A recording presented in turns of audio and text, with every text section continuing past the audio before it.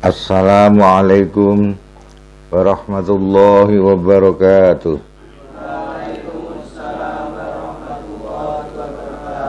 Bismillahirrahmanirrahim. Alhamdulillahi rabbil alamin. Wassalatu wassalamu ala asyrafil anbiya'i wal mursalin Sayyidina Muhammad wa ala alihi wa ashabihi wa zurriyatihi ajma'in, amma ba'du.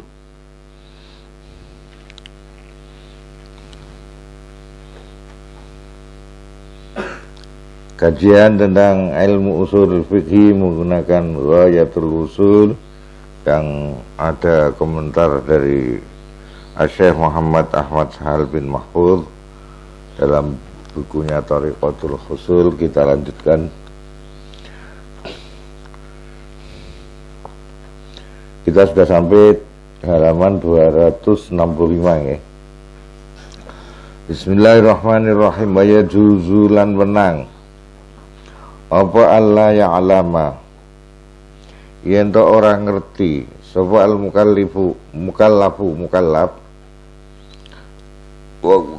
tidak tahu al maujuda ing barang sing maujud inda wujudil mukhassasi nalika wujude barang sing ditaksis mukhassasi sote dipathake bil mukhassisi kelawan onone mukhassis. Nah mukhassisi sing naksis, mukhassas sing ditaksis. Bikasri sodi hale diwaca kasrah sode. Wala bi annahu ran kan satune mukhassis iku mukhassisun mukhassis. Ayat juzul tegese wenang apa Allah ya alama yen orang ngerti sapa mukallaf qabla waqtil amali ing dalem sadurunge wektune ngamalke. Dalil bizatil mukhassisi kan zate barang sing naksis. Wala biwasfi annahu lan ora kelawan sifat sak temene mukhassis iku mukhassisun mukhassis ma ilmihi serta ngertine mukallaf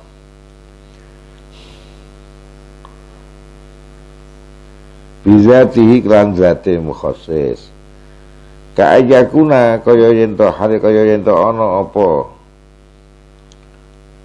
al mukhassisu sing naksis iku al aqla rupa dalil akli sifate bi alla yusabbiba kelawan yen to ora gawe sebab sapa Allah al ilma ing ngawruhi bizalika kelawan qurrah al mukhassis al aql.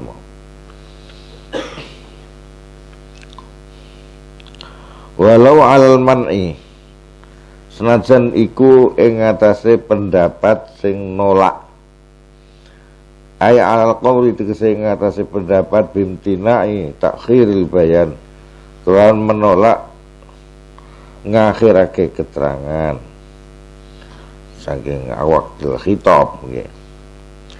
Wakilan didhawuhi ya juzu ora menang menapa Allah ya'lama mau ala qauli ing atase pendapat bidzalika kelan mukna imtina takhiril bayan bil mukhassis sam'i ing dalam mukhassis yang bersifat dalil sam'i lima krono barang fihi ing dalam al mukhassisu sam'i min takhiri i'lamihi saking ngakhirake oleh aweh weruh al mukhassis as-sam'i bil bayan iklan keterangan. Qulna berpendapat sapa ingsun al mahdzuru utawi sing dilarang iku innama huwa ngemsene uta al mahdzur iku takhirul bayani ngakhirake keterangan. Wa utai takhirul bayan iku muntafin ora ana huna ing dalem kene. Wa adamu bismillahirrahmanirrahim wa adamu ilmil mukallaf utai orang ngertine mukallaf bil mukhassis kan anane mukhassis bi alam yabhas gambare ora gelem goleki sapa mukallaf anhu saing mukhassis iku taksirun kesembrononan minhu saing mukallaf.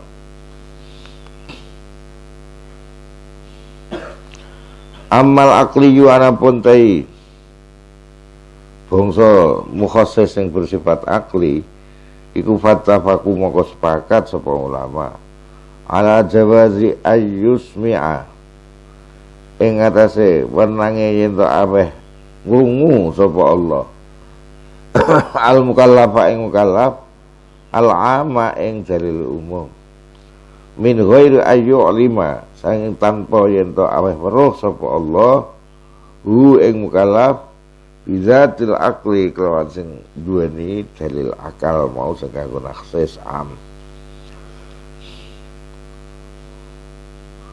bi amfaqida gambare ora nemoni sapa mukallaf ma ing dalil yukhassisu kang iso naksis ngono apa ma hu ing al am ukuran krana pasrah ila nadharihi maring peningale atau pemikirane mukallaf sing bersifat mukallaf sing ora gelem teliti mo. Waqad waqa'a hal temen terjadi apa anna ba'dhu sahabati satune sebagian sahabat iku lam yasma' durung krungu sapa ba'dhu sahabat al mukhassisa sam'i ing mukhassis ing bangsa dalil sam'i ora akli illa ba'da hinin kecuali sause semangsa. Di antaranya adalah minhum iku setengah saking ba'du sahabat Fatimatu utai ibu Fatimah putrine Nabi bintun Nabi hiya putrine Nabi Muhammad sallallahu alaihi wasallam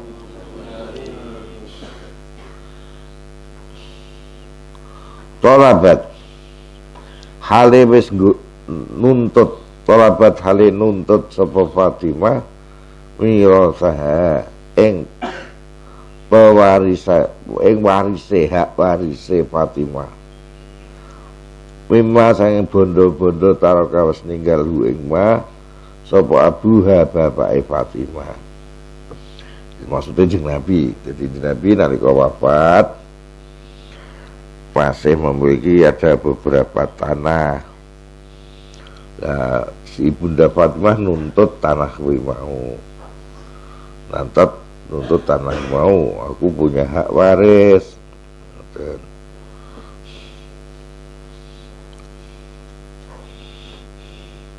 Ya paling tidak nah, anak wedok siji ya. Ora ana anak lanang wis wafat kabeh. Ya untuk separuh saka warisan. Ngoten. Sesuai dengan hukum waris yang umum. Li umumi qaulihi krana umume pengendikane Allah Ta'ala yusikumullahu fi auladikum lizzakari mislu hadzil unsayain tak terus anak iku ora iso dihapus tetep iso waris wi dalil umum niku. Nalika Ibunda Fatimah nuntut tanah bondo waris saka Nabi, ternyata Abu Bakar menolak. Sayyidina Abu Bakar menolak. Fahtaja monggo gawe hujjah alaiha ngalahake Fatimah sapa Abu Bakar radhiyallahu anhu. Bima kelawan hadis wis riwayatake sapa Abu Bakar hu ing ma laha kanggo Fatimah min khabari sahihaini saking hadis Bukhari Muslim la nurasu potongan hadisnya dengan awalnya kita nahnu ma'asyiral anbiya saterusé la nurasu ora diwaris sapa kita kami sebagai para nabi-nabi itu tidak diwaris hartanya ma taraknahu shadaqah ma utawi tirkah tarakna kang wis ninggalake sapa kita ma'asyiral anbiya hu ing ma iku shadaqatun shadaqah. Jadi ditolak ketika Ibunda Aisyah menuntut hak warisnya sebidang tanah itu, ditolak oleh Abu Bakar karena setelah Rasulullah kan kepemimpinan khalifah dipimpin oleh Sayyidina Abu Bakar. Nuntutnya ke Abu Bakar. Abu Bakar menolak. Alasannya saya pernah mendengar, kata Sayyidina Abu Bakar, Rasulullah bersabda bahwa kami orang-orang dari para nabi, kami golongan para nabi itu tidak diwaris. Semua harta tinggalan kami para nabi itu merupakan sedekah. Nah, karena sedekah dikuasai oleh negara, masuk kas.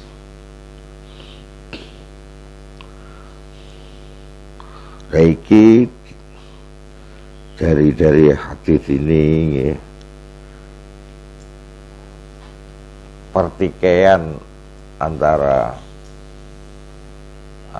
sebenarnya orang-orang Syiah dengan orang yang mempercayai hadisnya Abu Bakar. Ahlussunnah mempercayai hadisnya Abu Bakar. Ya berarti memang Ibunda Fatimah tidak berhak menerima waris.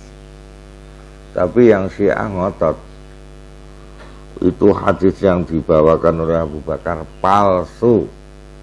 Abu Bakar itu hanya memperlakukan permainan politik. Ya. Kalau kepingin memegang ikan, sat banyune. Jadi memangnya kamu mau bumbang, ini kelewak kok angel lepol. Mbok sat banyune, sekolah, ono iwake. Kepingin nyekel iwake gampang, banyune mbok sat, klepek-klepek gale jipuki tok ya. Iwake. Ekonomi ini dilemahkan. Jangan sampai dia memegang perekonomian yang cukup. Gampangannya waktu itu bagi pandangan Syiah itu persaingan antara keluarga Abu Bakar dan keluarga Sayyidina Ali sangat kuat. Maka untuk bisa menguasai ekonominya harus kuat. Abu Bakar ekonomi kuat, lalu nak Sayyidina Ali kuat dengan harta warisan Rasulullah. Nanti khawatir mengungguli kewibawaannya sebenarnya Sayyidina Abu Bakar. Itu pandangan negatif suudahnya sebagian orang Syiah. Jadi sampai sekarang mereka ya tidak menerima hadis ini, lanu rasul mataraknahu sadaqah. Ya serah ke Gusti Allah, aja rasa melu-melu. Urusane wong gede-gede ngono. Ya kita bersifat husnudzon mau Abu Bakar mosok arep ngapusi ngono ae. Wa bimalan kelan barang takororo jadi tetep apa mah urima wis dikawuri apa anna qauli satune ucapanku walau alal manai iku rajiun kembali ilal mas'alataini maring rong masalah. Wis kesimpulane orang ngerteni dalil sam'i terus ini nglakoni umum itu bisa-bisa saja karena dalil sam'i ku yo sing kanggo naksis iku golek ini ya angel ngoten nggih. Tapi engko nek wis ketemu mukhasise ya mukhasise ditampa. Sekarang kita membahas pembahasan baru tentang nasakh, menghapus. Intinya ya asalnya menghapus hukum dengan hukum baru.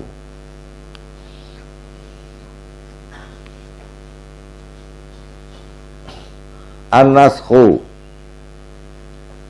ai hadza tegese utahe iku an-naskhu bahas tentang nasakh.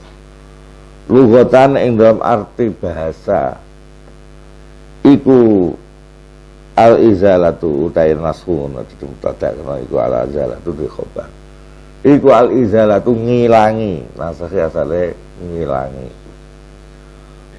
nasakhotis karena sakhotis syamsu zilla nasakhot wis ngilangi apa asyamsu srengenge azilla ing ayang-ayang bayang-bayang sesuatu itu kan bisa dihapus oleh srengenge ai azala tegese ngilangi apa syams hu ing azil agar persis ning tengah ngono ya bayang ilang wan naqlu maknanya kadang-kadang ngilangi, kadang-kadang maknanya memindahkan secara etimologis, secara bahasa nasakh itu bisa berarti menghilangkan atau menghapus, bisa berarti memindahkan. Kalau memindahkan ma'abaqail awali sertane tetepe sing pertama, yaitu bukan memindahkan seperti gini. Aku ini mengutip dari kitab taklim Nazuman ini. Ala tanalul ilm. Aku mengutip terus tak tulis nang buku. Kuwi nasakh namanya. Nasakh itu mengutip. Karena sakhtul kitabah kaya hale kaya lafal nasakhtul kitabah. Aina qaltu tegese mengutip sapa ingsun memindahkan Alkitab, memindahkan artinya tak tiru, tak tulis kembali, kitabnya saya tetap. Wastilahan lan ing dalam istilah iku raf'u ta'alluqi hukmin syar'iyyin, menghapus keterkaitan hukum syar'i bi fi'lin kelawan tindakan bi fi'lin ing dalam masalah tindakan bidalilin syar'iyyin kelawan dalil syar'i. Jadi yang diarani nasakh kuwi menghapus keterkaitan hukum syar'i dengan munculnya dalil syar'i yang menghapusnya. Nah, yang pertama ya ono dalil syar'i ini. Misalnya dalil syar'i yang pertama membuat mewajibkan wudu bagi orang yang makan daging yang dipanaskan, yang kena api misalnya.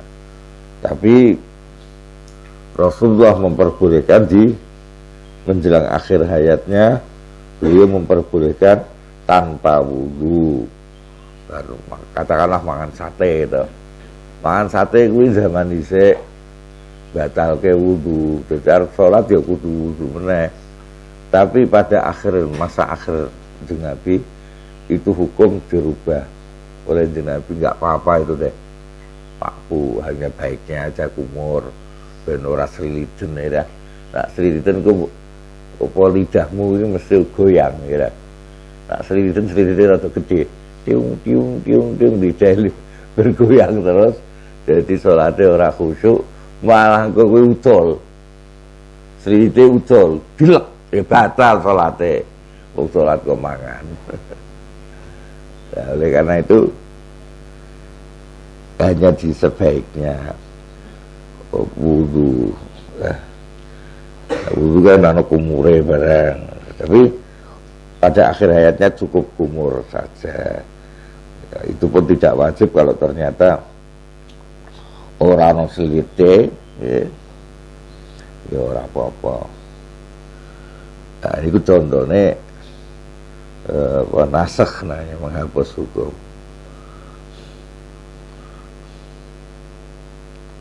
Iku akeh kuwi, kaya ngoten niku. Kaya khimar apa omahan. Boleh tidak disembelih untuk dimakan. Ya macam-macam.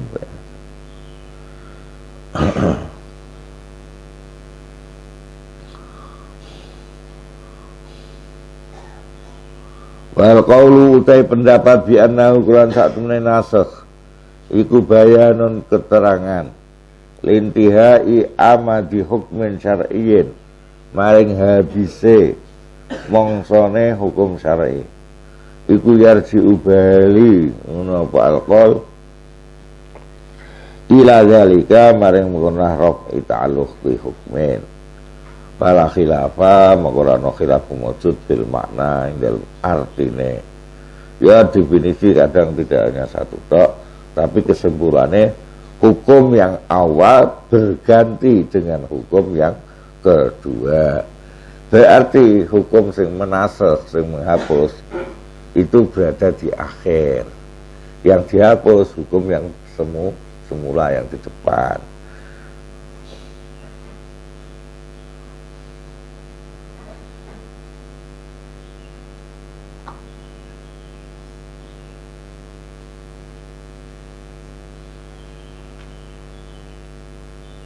Wa infuriqa senajan dipisahake apa bainahuma antara dua definisi mau bi anahu Quran satune kelakuan fil awali dalam definisi pertama fil awal dalam definisi pertama iku zala ilang apa hukum yang pertama hilang di kelan hukum kedua. Wafisani lain dalam definisi kedua zala ilang apa al awal indahu ono sandinge asani dari sing kedua nyandingi mepet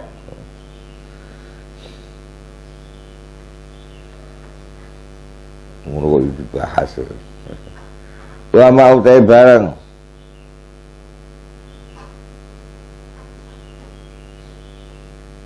furriqa kang digawe perbedaan apa bima min annal awal sang satune definisi pertama iku yasmalu mencakup apa al awal an-naskha ing menghapus qabla tamakuni sadurunge kongang dilakoni tunasane hale ora definisi sing kedua ma'furiqa bihmu iku mardudun tertolak kama hale kaya keterangan bayan tu kami nerangake sapa ingsun ing ma'aziyadatin sertane tambahan fil hasyah dalam kitab al hasyah terus rasa dibedakno dua definisi iku pokoke intine itu hukum pertama berubah dengan hukum kedua ya. Malang dikan sapa al-Barmawi Syekh Barmawi Faing kulta mengolamun ngucap sapa sira sayati bakal teko apa anna min aqsamin naskhi sak temene iku termasuk macem-maceme nasakh apa ma barang yunsahu kang dihapus apa lafzu lafale ma duna hukmi hale ora hukume ma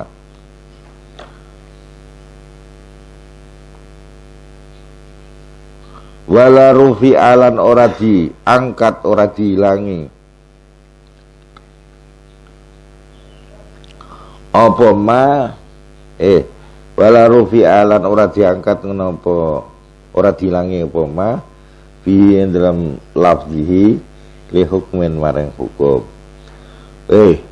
ada yang mengkritisi Imam Barmawi katanya nasakh menghapus hukum di depan dihapus dengan hukum yang di belakang. Lah itu ada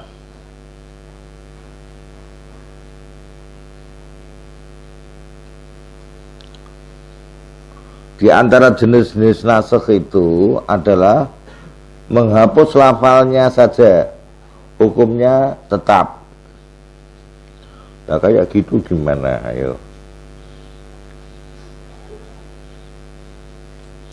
Nanti akan ada contohnya tentang menghapus apa? Menghapus lafalnya tapi hukumnya masih tetap.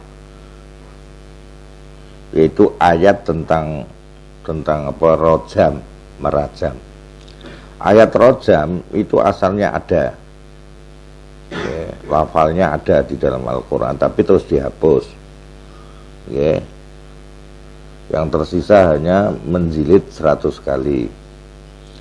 Tapi hukum rojamnya masih diberlakukan, ada lafalnya ada. Makanya sebagian orang-orang ahli tafsir modern gitu, ya, Rasulullah memberlakukan hukum rojam di saat sudah mansukh lafalnya di Al-Quran. Bisa jadi hanya untuk untuk menghukumi siapa itu, orang-orang Yahudi yang minta hukum, kemudian dihukumi dengan hukum Taurat. Di Taurat masih tetap rojam gitu. Ada yang mengatakan begitu, tapi jumhurul mufassirin masih tetap berlaku, termasuk untuk orang Islam yang berzina muhsan itu dirajam. Hukumnya masih, lafalnya doang yang dihapus. Bismillahirrahmanirrahim. Li hukmin wa rufi'a fihi dalam ma mau li hukmin maring hukum anyar. Qultu ngucap sapa ingsun, raf'ul lafzi utai menghapus lafal. Lafal itu dihapus dari Al-Quran, hukumnya masih berlaku tadi. Menghapus lafal itu otomatis menghapus hukum yang inklusif masuk di dalam lafal itu. Contohnya apa? Ya tadzammanu itu memuat raf'ul lafzi raf'a ahkamin katsiratin, tenan asane. Menghapus hukum-hukum yang banyak. Kata abudin hale kaya dene. Hukum beribadah bitilawati klan maca lafalemo. Setelah itu dihapus secara lafal, lafal itu tidak termasuk Al-Quran lagi, dibaca orang ono ganjarane. Nah Al-Quran nah urung dihapus tetep ono ganjarane maca, senajan urung ngerti artine tetep entuk ganjaran. Wa ijra'i hukmil Quran lan nglakokake hukume Al-Quran alaihi ngatasé al-lafale mau mimman il junubi saya mencegah wong junub, wa nahwilan sepadane wong junub wong lagi haid, min qiraati saya maca lafale. Itu juga ada hukum pada Al-Quran, wong sing lagi junub tidak boleh membaca Quran, orang yang sedang haid tidak boleh membaca Al-Quran. Hanya saja untuk orang haid, kalau orang haidnya itu lama, ada orang haid sampai 10 hari itu,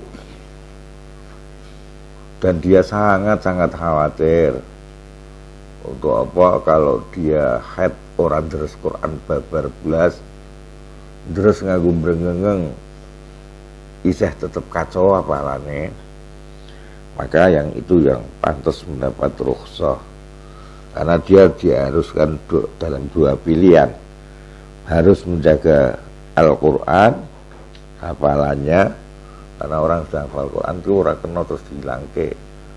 Nah, terus kemudian di satu sisi dia harus menjaga kehormatan Al-Quran itu dalam keadaan suci. Nah, berat mana ninggal kehilangan kesuci, mengurangi kehormatan Al-Quran, tapi apalannya hilang, yang itu juga dilarang. Maka hanya untuk menjaga hafalan, tidak untuk nambah loh ya. Tidak bomane wong terus Quran, aku pengen nambah hafalan, kadang sedang haid, orang usah nambah. Tapi kalau sedang haid, kalau untuk menjaga, kula khawatir nak mboten kula ndres raketang sithik ning nalika masa haid, saya khawatir hafalan Quran kula hilang. Lah itu yang perlu dipertandingkan, sehingga ada pendapat yang memenangkan menjaga hafalan hanya untuk jaga hafalan, bukan untuk nambah hafalan. Itu sebagian ulama membolehkan begitu. Kita lanjut mau.